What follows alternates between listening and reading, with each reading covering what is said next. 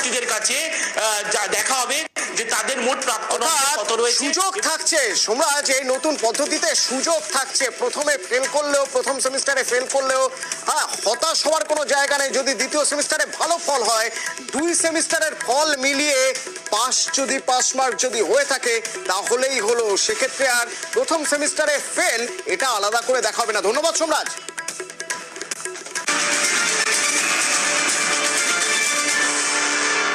তবে প্রথমেই breaking news, এই মুহূর্তের ব্রেকিং নিউজ, উচ্চ মাধ্যমিকের এবারে সেমিস্টারে ফেল করলেও ফেল নয়। উচ্চ মাধ্যমিকের দুটি সেমিস্টারের পরীক্ষা হবে এবার। নতুন পদ্ধতি সংসদের। কি সেই পদ্ধতি যে পদ্ধতিতে ফেল করলেও ফেল নয়? সোমরাজ প্রতিনিধি আমার সঙ্গে সরাসরি রয়েছেন, বলতে পারবেন সোমরাজ?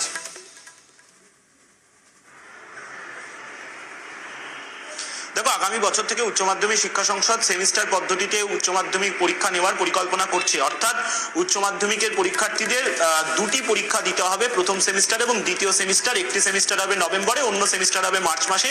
তেমনটাই উচ্চ মাধ্যমিক শিক্ষা সংসদ আগেই এক প্রকার সিদ্ধান্ত নিয়েছিল এবং রাজ্য সরকারের কাছে প্রস্তাব পাঠিয়েছে।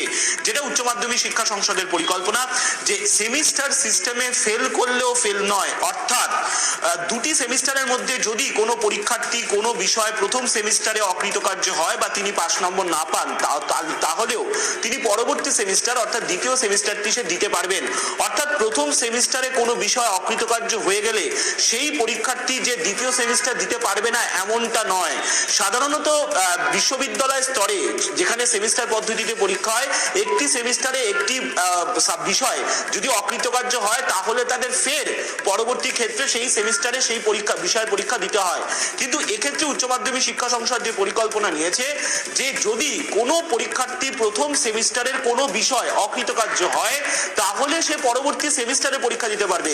পরবর্তী সেমিস্টারের যখন পরীক্ষা হবে তখন দুটি সেমিস্টার মিলিয়ে দেখা হবে সেই পরীক্ষার্থী 5 নম্বর পাচ্ছেন কি পাচ্ছেন না। অর্থাৎ দুটি সেমিস্টারের নিরিখে সেই পরীক্ষার্থী অকৃতকার্য হয়েছেন কি অকৃতকার্য হয়নি সেই বিষয়টি সিদ্ধান্ত নেবে উচ্চ মাধ্যমিক শিক্ষা সংসদ তার প্রাপ্ত নম্বরের নিরিখে। অর্থাৎ এক্ষেত্রে একটা বিষয় যেটা কার্যত স্পষ্ট যে উচ্চ মাধ্যমিক পরীক্ষার দুটি সেমিস্টারের ক্ষেত্রে একটি সেমিস্টারে অকৃতকার্য হলেও সেই পরীক্ষার্থী পরের সেমিস্টার পরীক্ষা দিতে পারবে, তার কোনো বাধা থাকবে না পরের সেমিস্টারের পরীক্ষা দিতে।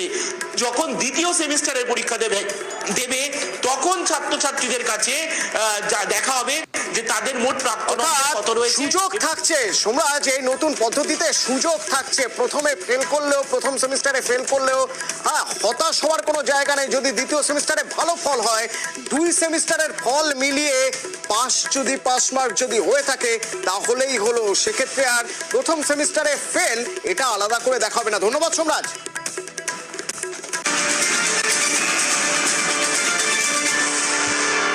তবে প্রথমেই ব্রেকিং নিউজ, এই মুহূর্তের ব্রেকিং নিউজ, উচ্চ মাধ্যমিকের এবারে সেমিস্টারে ফেল করলেও ফেল নয়।